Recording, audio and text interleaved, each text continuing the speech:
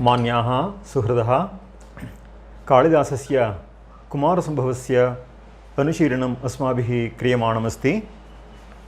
अधुना तत् अनुवर्तते। आदौ मङ्गलश्लोकं गायति मीरा।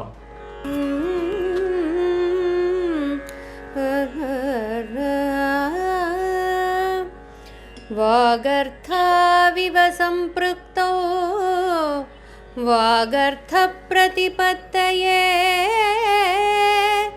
जगतः पितरो वन्दे पार्वती परमेश्वरौ। जगतः पितरो वन्दे Parvati परमेश्वरौ। We are in the third canto of Kumarasambhavam. We will be starting with shloka 52, 352 of Kumarasambhavam. So far, in the last session, we saw a beautiful description of the tapas of Lord Shiva. So he was in the Paryanka Bandha or the Virasana. Just to quickly recall, so his body was stiff and erect and steady, and then his shoulders were bent a little low so that he could place his hands, you see, on his own lap, and then he had tied up his jata or matted hair with the serpent, and the Akshasutra was hanging on his ear, and he was wearing the skin of the black deer, and he was himself seated on the platform upon which the Vyagracharma was spread over as a carpet below the Devadaru tree. And we saw the description of even the pupil of his eye given accurately and picturesquely by Kalidasa. The eyes would not wink, and then his focus was on the tip of his nose, and he was like a cloud that was so full of water but would not shower, so everything under control. And he was also like a vast ocean in which there were no waves at all, shows the steadiness. And then the other vital airs were all under his control, and he verily resembled a lamp which was placed in a spot where there was no moving air or wind. And he was also beholding within himself the supreme light, and the mind was withdrawn from all the 9 gates of the body, and he was beholding himself within himself. Atmanam Atman Yavalokayantam. So it is such a Shiva that Manmatha came to see now. Smarastatha bhutam ayugmanetram pashyan naduran manasapyadrishyam nalakshayat sadhasasanna hastaha sarastam sharam chapamapi swahastat. And then Manmatha came to behold that Shiva. Pashyan, seeing Shiva. Ayugmanetram. Shiva is referred to as Ayugmanetra because he has odd number of eyes. In Sanskrit, Yuga or Yugma or Yugala means pair.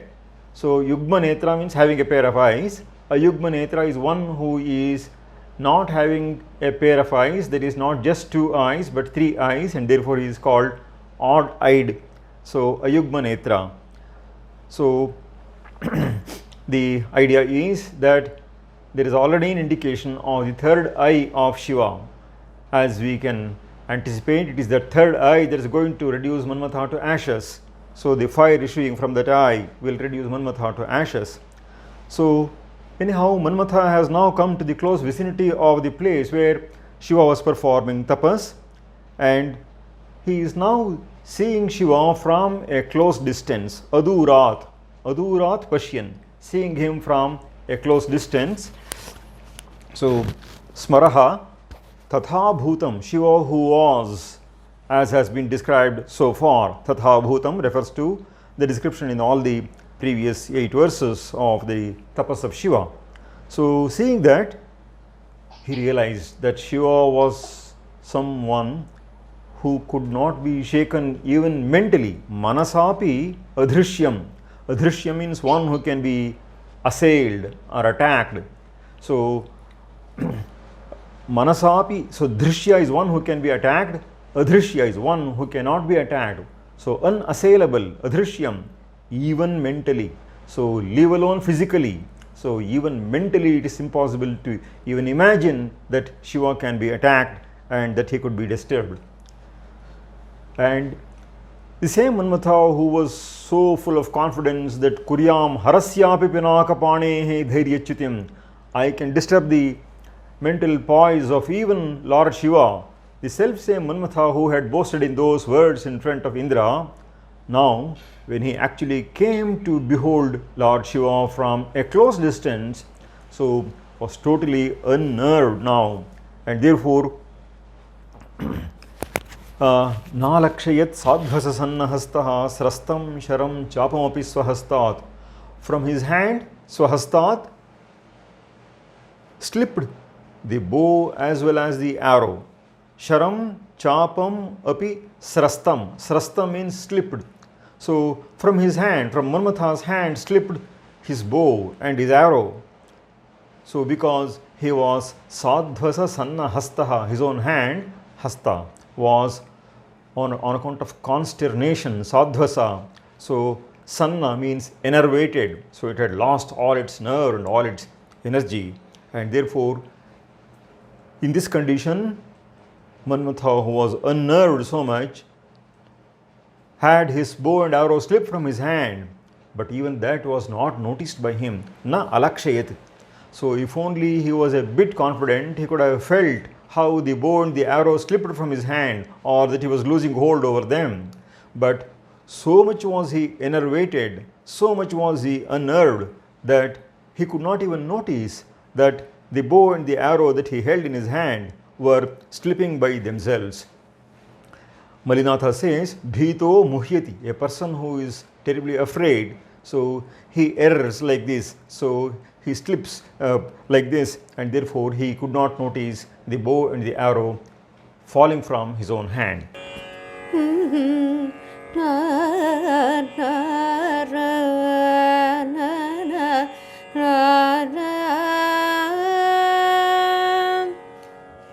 स्मरस्तथा भूतमयुग्मनेत्रं पश्यन्न दूरात् मनसाप्यदृश्यं नालक्षयत् साध्वससन्नहस्तः स्रस्तं शरं चापमपि स्वहस्तात्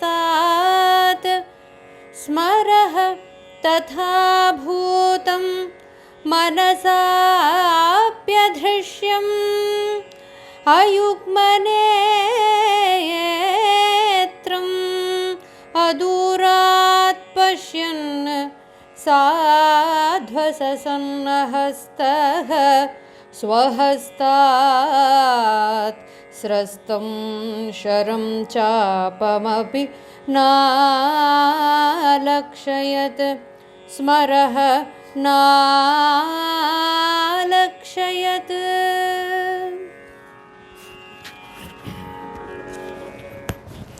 This is a very typical situation where in the beginning we will be very confident. For example, while facing an examination, so in the beginning of the year we will be very confident, but when the examination actually comes very close, we begin to shiver. So thus Manmatha was literally shivering in his shoes, and he did not even notice how the bow and the arrow, about which he was supremely confident, that was now slipping from his own hand.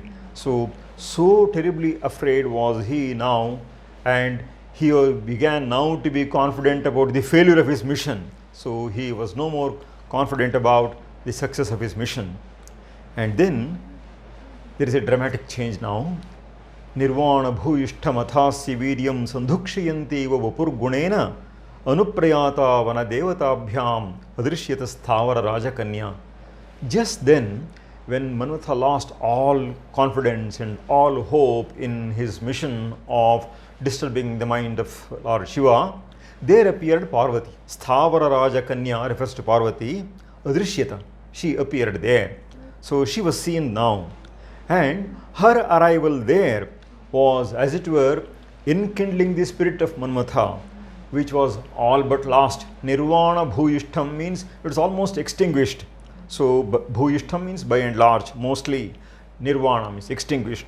So Nirvana Bhuyishtham Athasya Viryam, his power and his confidence, so was more or less gone. So now with her own excellences of her body, Vapuru Gunena, Vapuhu means body, so on account of the excellences and positiveness of her own frame, so on account of her beauty, Sandhukshayantiva, she was now enkindling it, as it were.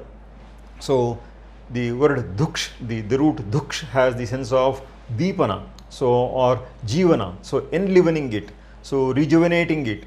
So thus rejuvenating his confidence now, asya viryam sandhukshayantiva, as it were enkindling that.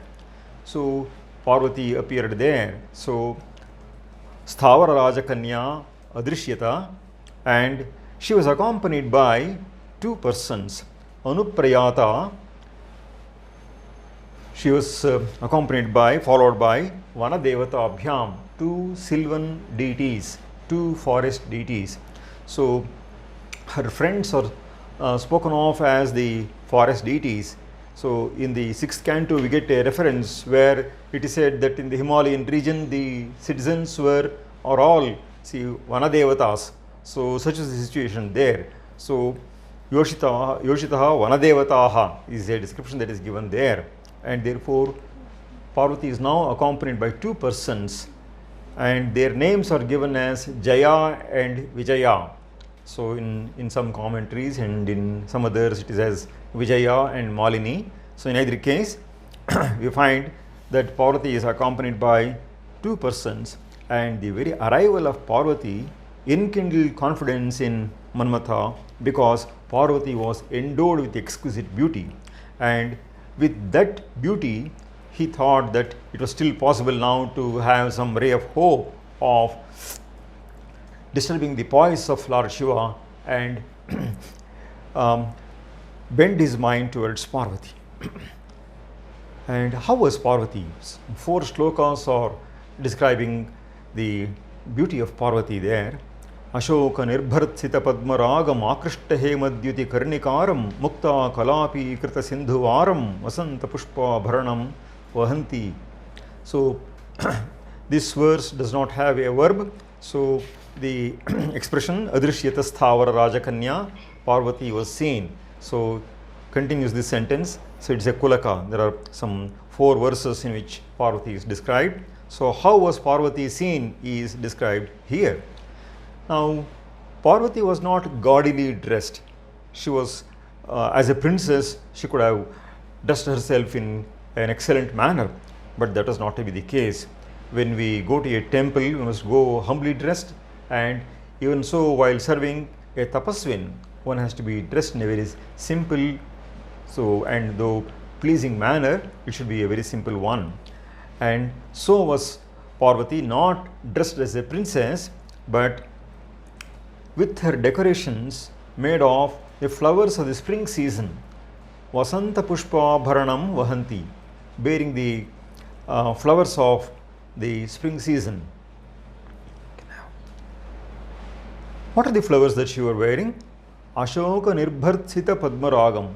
She had put on herself the Ashoka flower, and then the Karnikara flower, and then the Sindhuvara flower. These 3 flowers she was having. The Ashoka flower is very red in color, and the Karnikara is golden yellow, and then this Sindhuvara is somewhat whitish in color. So these 3 flowers she was wearing, and the Ashoka was so red that it would surpass the ruby. Padmaraga or Manikya is the gem called ruby.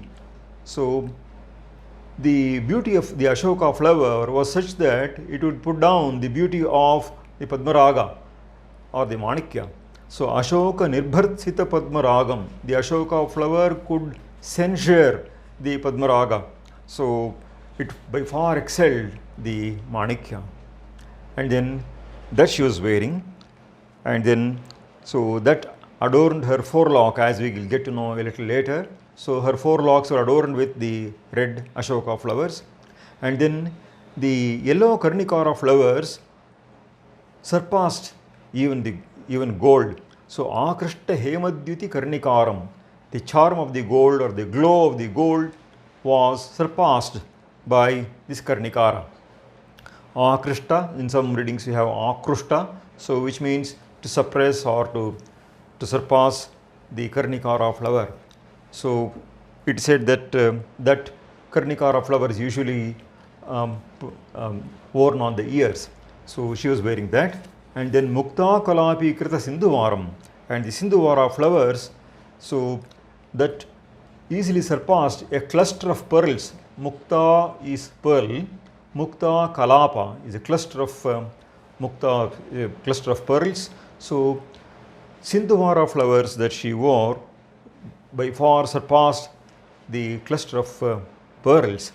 So these three flowers she was wearing, and all belonging to the vernal season, to the spring season. So she wore these flowers, and she appeared there very charming on account of these ornamentations. Avarjita kinchidivasthanabhyam vaso vasana tarunarkaragam paryapta pushpastavakavanamra sancharini pallavini lateva. She was like a creeper moving. Sancharini means moving. Pallavini lata iva. Lata is a creeper. Pallavini, full of sprouts. Like a creeper full of sprouts, which is mobile. So appeared Parvati. Avarjita kinchidivas tanabhyam. Because of her heavy breasts, she seemed to stoop a little. Avarjita, bending a little. Kinchidiva. So bending a little, as it were, on account of her heavy bosom. And Vaso Vasana Tarunarka Ragam. And she was wearing a dress which had the reddish color as of the young moon, the young sun. Tarunarka Ragam. So the red colored dress she was wearing. And Paryapta Pushpas Tabakavanamra Sancharani Pallavini Lateva. She appeared like a creeper. The creeper itself is stooping a little, Avanamra, on account of the abundance of flowers. Paryapta Pushpas Tabaka, the abundance of bunches of flowers. So this is to be compared to her bosom. So Paryapta Pushpas Tabaka Avanamra Sancharani Pallavini Lateva Adrishyata Sthavara Rajakanya. So Sthavara Raja refers to Himalaya because Sthavara means mountains. So the king of mountains is Sthavara Raja. His daughter is Parvati, Parvatasya Putri. So Parvati appeared there like a creeper in motion.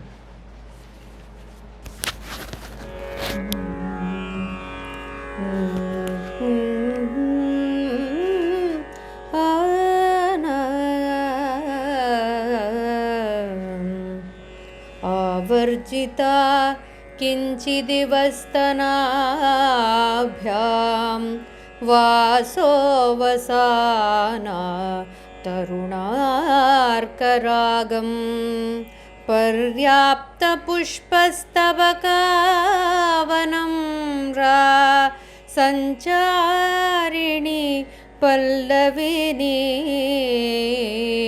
lateva स्तनाभ्यां किञ्चिदिव आवर्जिता तरुणार्करागं वासोवसाना पर्याप्तपुष्पस्तबकावनं अवनं पुष्पस्तबकावनं पर्याप्तपुष्पस्तबकावनं सञ्चारिणी पल्लविनीलतेव अदृश्यत स्थावरराजकन्या अदृश्यत स्थावर राजकन्या.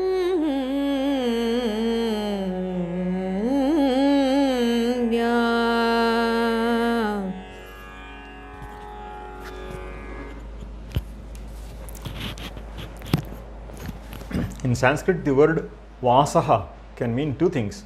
Vasa means residence, that is what we often know, we more commonly know. But there is another word vasa which ends in sakara and is neuter. So vasaha, vasasi, vasamsi.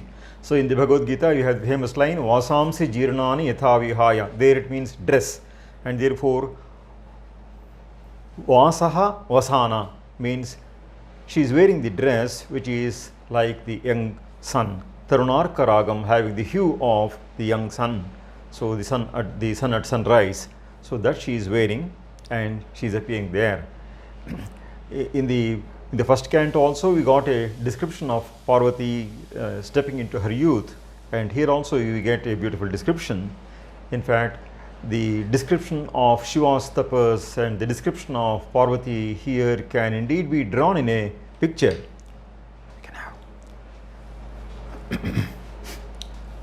And how was she further? So another two more verses describe Parvati. Srastam nitambad avalambamana punah punah kesara dama kanchim nyasi kritam sthanavidas marena maurvim dvitiyamiva karmukasya. And then she was also wearing a kanchi or a girdle string made of the kesara flowers. Kesara dama kanchim. Dama is like a garland. So kesara dama, a garland made of the kesara flowers. So a kanchi is the girdle string.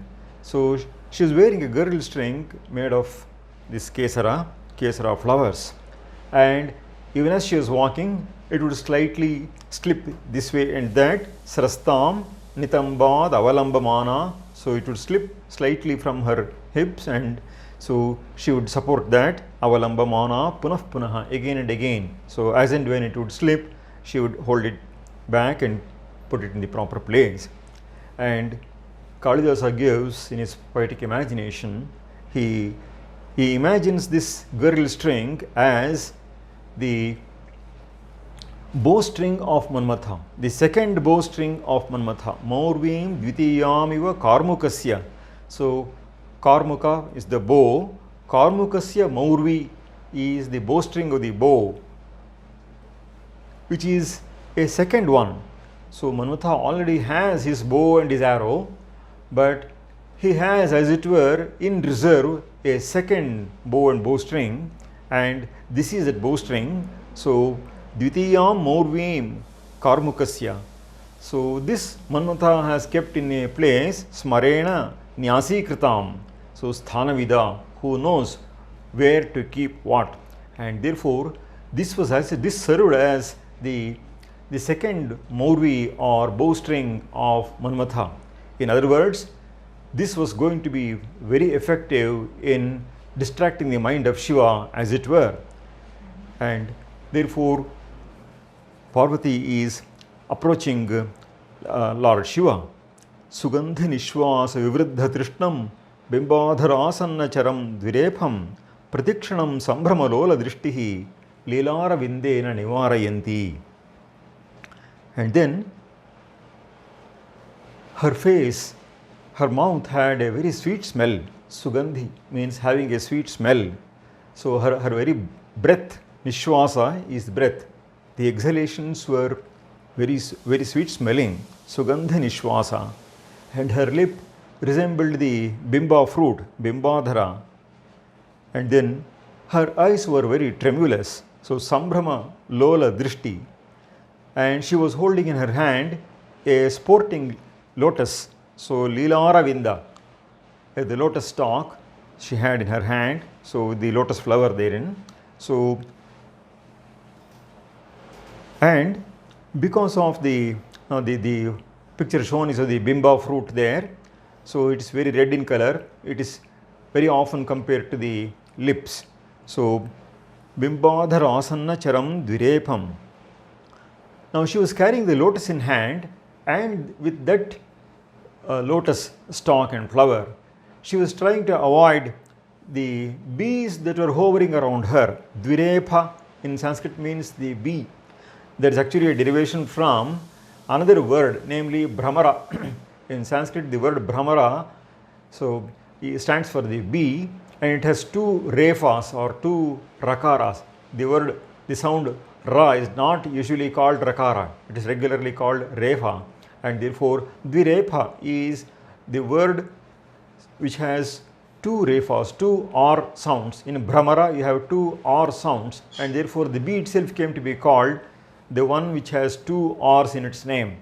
So dvirepam is the bee, and the bee was hovering around her face, and it was very much attracted to the fragrance emitted by her exhalations. So Sugandhi Nishwasa Vivriddha Trishnam. So its Trishna or desire was getting intensified, Vivriddha, on account of its attraction towards the Nishwasa or the breath, the exhalation, which was so very fragrant. Sugandhi Nishwasa Vivriddha Trishnam. This itself is the mark of a healthy person, that his breath is not something unpleasant, but it is very pleasant. And then Bimbadhar Asanna Charam, and it was also drawn towards the red lips of Parvati, and therefore it would hover very close to her own lips. Bimbadhara Asanna. Asanna in Sanskrit means very close. Chara, moving. It used to move very close to her lips. Bimbadhara Asanna Charam Dvirepam. And every moment she had to ward it off. So Nivarayanti, warding it off. So every moment, that is as and when it came too close, Leelara Vindena, with the sporting lotus that she had in her hand, she had to move it and ward it off. And as it was coming close to her face and close to her lips, so from several directions, so now in this direction, now in that direction, her own glances would be very tremulous, so moving in those very directions. So as she was also full of fear, as it were, Sambhrama Lola Drishtihi, the word Sambhrama in Sanskrit stands more for fear, and therefore on account of this, tension and worry and confusion due to fear, so her eyes were also very tremulous, so her glances were very tremulous, and she was moving that away, moving the bees away with the lotus in her hand. The idea is that usually bees are drawn very much towards the lotus, because the fragrance of the lotus is something very, very attractive to the bees. So they love the lotuses the most. That being the case, it should have been that the bees were drawn towards the lotus in her hand, because she would naturally have selected the best of the lotus flowers. So the bees should have been drawn towards the lotus that Parvati held in her hand. But on the other hand, they were attracted more towards her own face, and that is also because, as texts describe, women are classified into 4 types, of which Padmini is one particular type.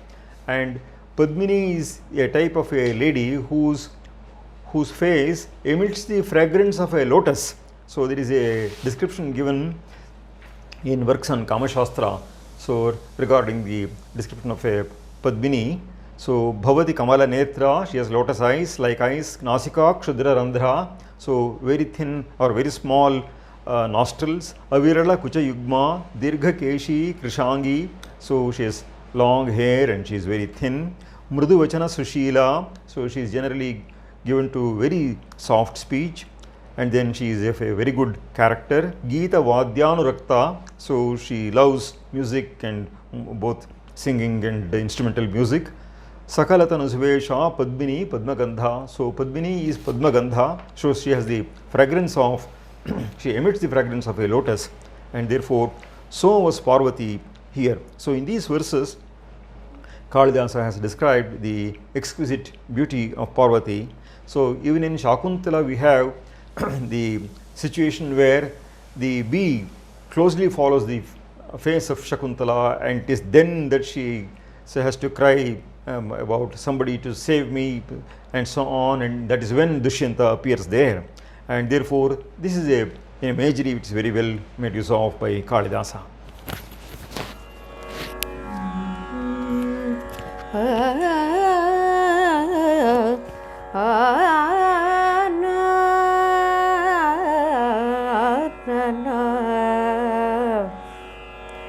सुगन्धि निश्वास विवृद्ध तृष्णं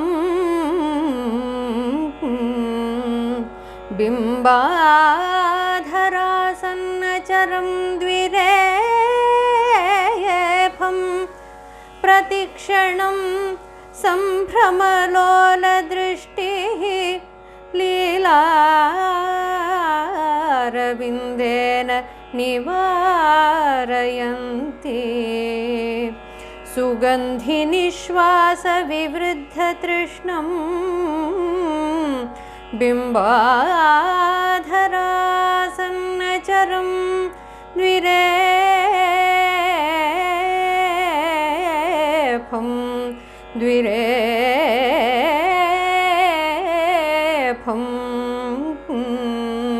प्रतिक्षणं सम्भ्रमलोलदृष्टिः लीलारविन्देन निवारयन्ति अदृश्यतस्थावर राजकन्या.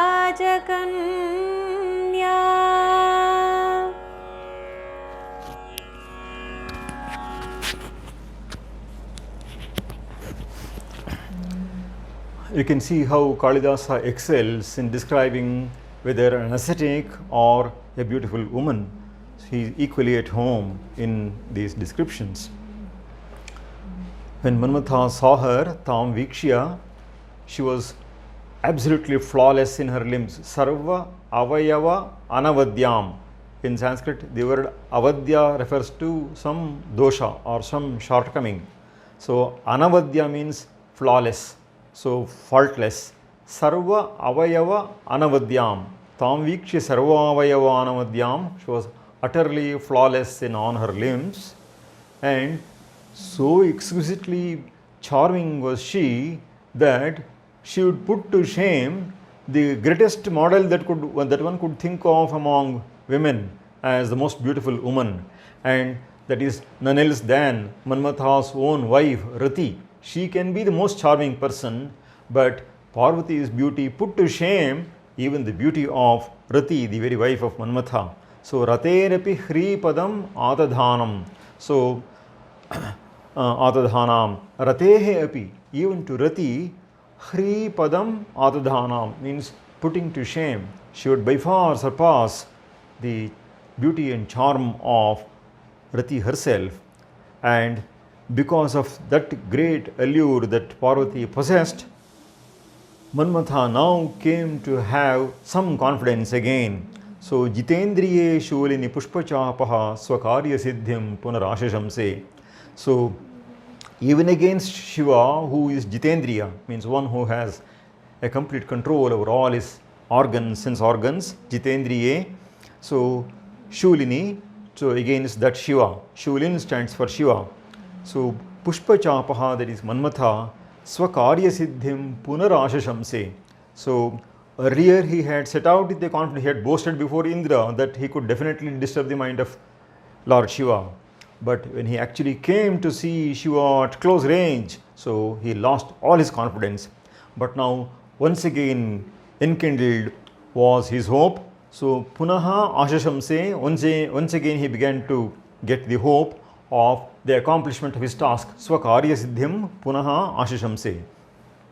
Now Shiva was Jitendriya, and yet the exquisite and extraordinary charm of Parvati made Manmatha hope once again that it could be possible to draw the mind of Shiva towards Parvati.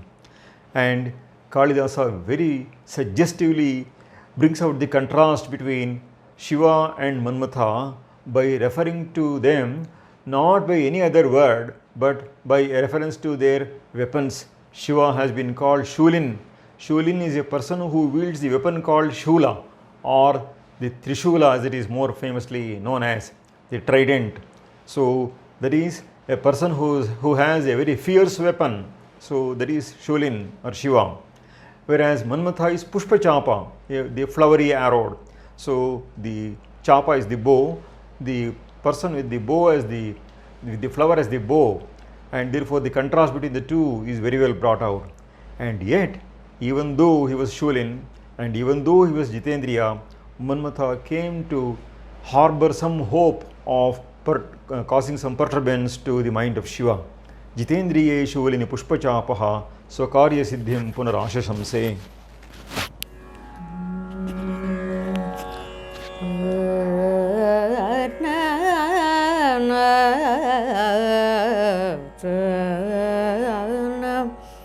तां वीक्ष्य सर्वावयवानवद्यां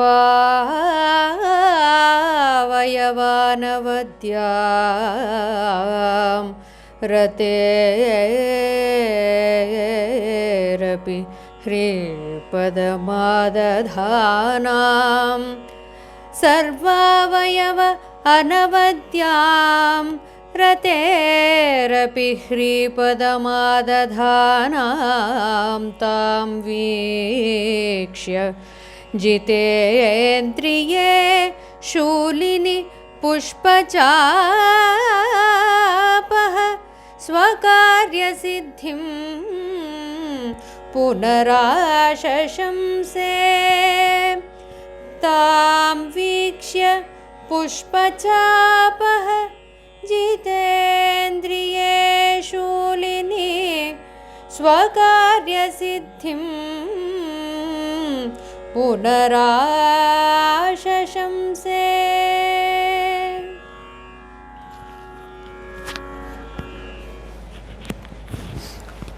So the self-same Manmatha, who had not even noticed the slipping bow and arrow from his hand, Sadhvasa Sannahastaha, so now came to harbor some hope regarding perturbing the mind of Lord Shiva.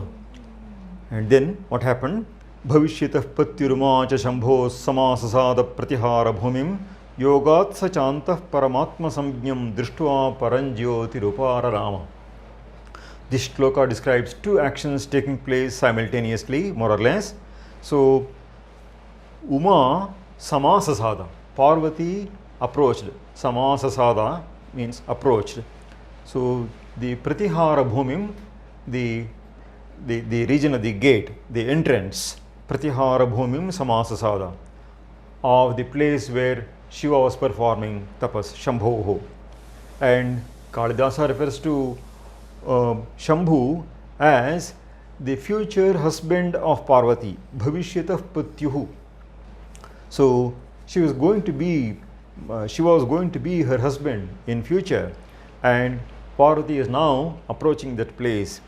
So this is also said to bring out the irony of the situation. So even then, how things turn out to be is what is going to be indicated. And right then, yogat sachantah paramatma samjnam drishtva paranjyoti rupara rama. Shiva too, having accomplished the goal of his tapas or dhyana, now withdrew from that state. The state in which Shiva was is the state of samadhi, and from that state, that is the fourth state.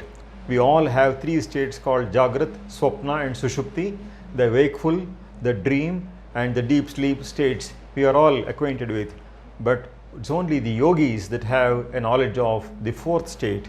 That was where Shiva was in, and it is in that state that one beholds the supreme luster, the supreme glow, Param Jyotihi, so which is also known as Paramatma, Paramatma Samjnam. Samjna is name. So what is named Paramatman, so or the supreme Brahman. So Drishtva Paranjyoti, beholding that within himself, Antaha. So it's not something that is beheld outside. So beholding it within himself. So Yogat Upararama, he withdrew from that yogic state. Upararama means withdrew. So he withdrew from that state of yoga. So, and he now was about to open his eyes. Tato bhujangadhipate phanagreiradah katanchit dhrita bhumibhagaha shanaih krita prana vimuktirisha paryanka bandham nibidam vibheda. And it is then that he now slackened his posture. As we referred to earlier, he was in the paryanka bandha sthira purvakayam rijvayatam and so on. That is the description that was given earlier. So that paryanka bandha, which is a very tight posture, so nibidam means tight. Nibidam paryanka bandham bibheda. Now he slackened that. So root bhidu generally means to break. So he broke from that state. So that is to say, he withdrew now from that state and got back to the Jagrat state or the wakeful state. So Ishaha Paryanka Bandham Bibheda. So Lord Shiva now slackened his Paryanka Bandha or Virasana. And how does it happen? Shanai Krita Prana Vimuktihi. So releasing his prana slowly. The idea is that in the performance of Kumbhaka, post that state, one has to release his breath in a very slow manner. So, of the three components, Puraka, Rechaka and Kumbhaka, what happens is, Rechaka usually happens very fast in our normal or rather abnormal pattern of breathing. The exhalation is not fully under our control, and therefore it happens spontaneously and it happens rather speedily. But that should not be the case. In fact, one mark of a very well poised mind is that the exhalation happens in a very slow manner. So various yogic texts give the ratio and proportion of Puraka, Kumbhaka and Rechaka, and of them the Rechaka has to be the longest. So it's not the Kumbhaka that is to be the longest, but the Rechaka to be the longest, and it is that which is very difficult. Unless a person has focus and proper attention and a proper control and a proper practice, this will not be possible.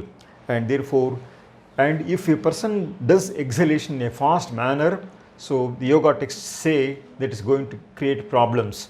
And therefore, now this has been noticed in recent times by persons, so by allopathic doctors who have studied or masters of psychiatry. They have noticed that people who are highly depressed or in a highly confused state cannot breathe in a normal manner. And this was a discovery that was made not just centuries ago but millennia ago in our country, that there is a close relationship, an intimate relationship between the breathing pattern and the mental state. And therefore, one mark of a yogin is that his exhalations are very slow. They are all quite controlled. And it is said that yogins advise that even in the case of urination, it should not be done forcibly. Even that should be withheld and done in a very slow way. So there should be control exercised even over that. Even regarding exhalation also of the breath also, there should be a full control. And therefore, Shanaih Krita Prana Vimukti. Vimukti is liberation of the prana, is the breath. So which is done Shanaih Krita, which is done in a very slow manner. So Shiva broke loose from the tight Paryanka Bandha that he was in.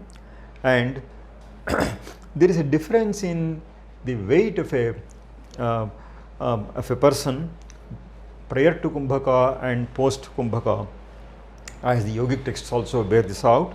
There is this description of, this is a poetic description of Adishesha who bears the earth. So this is also a somewhat poetic description, but actually this has something which has its correspondence in the spiritual realm rather than in the physical realm. And therefore, Bhujangadhipati is the Lord of Serpents. So he is bearing the earth, Dhrita Bhumi Bhagaha. And the place where Shiva was doing his tapas, so the region below that, Adhaha, so that increased apparently its weight. So, and even Adishesha had to support it with great efforts. So Kathanchit means very great efforts. So Phanagrehi, with the tips of his hood, he supported that region of the earth, and Shiva now withdrew from the tight Paryanka Bandha to a relaxed posture. Okay. Now it's 11:30. We started a little late, so can I continue for another 5-10 minutes? I suppose Yes, sir. Go ahead, sir. I'll go for 10 more minutes. So, yeah.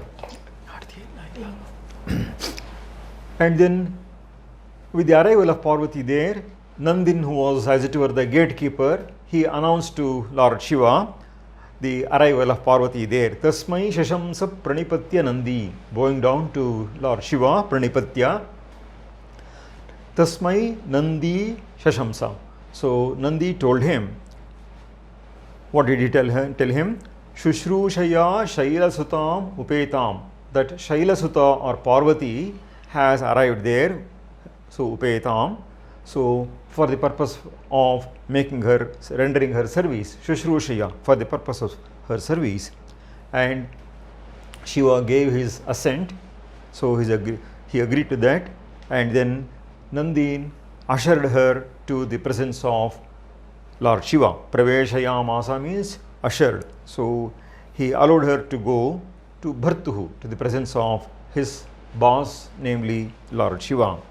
So he ushered in Parvati enam Bhrukshepa Matranumata Pravesham, is a very significant expression here.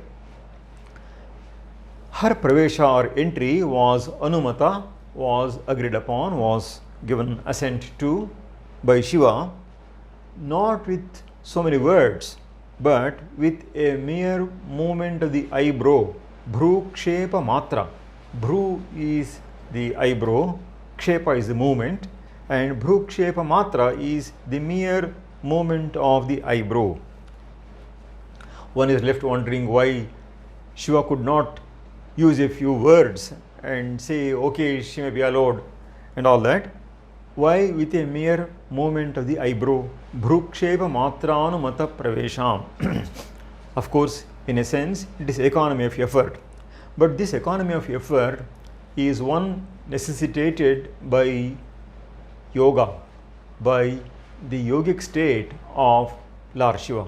So no commentator makes note of this fact, and it is only those who have experienced or seen great yogins come out from their very high state to the wakeful state that can make a point like this. So Bhrukshepa Matra Anumata Pravesham shows that there was no words uttered by Lord Shiva, and that is because of this reason. Namely, when one is in a state of yoga, all his organs, sense organs and motor organs, are all in a state of withdrawal, and as I spoke of in the previous lecture, there is a sort of an inward pull of all these sensory and motor functions, and for them to get released and come to normalcy, it takes some time, and therefore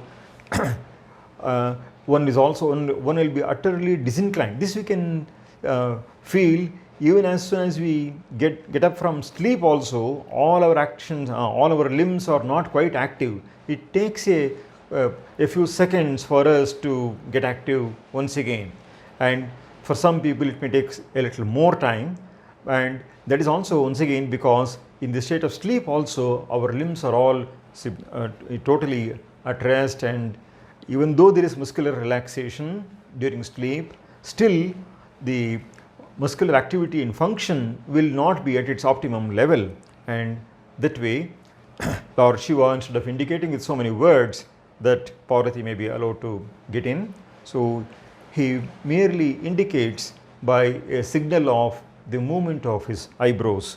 So Tasmai Shashamsa Pranipatya Nandi Shushrushaya Shailasutam Upetam Praveshayamasa cha Bharturenam Bhrukshepa Matranumata Pravesham. I think we can stop here. If there are any questions, you may ask.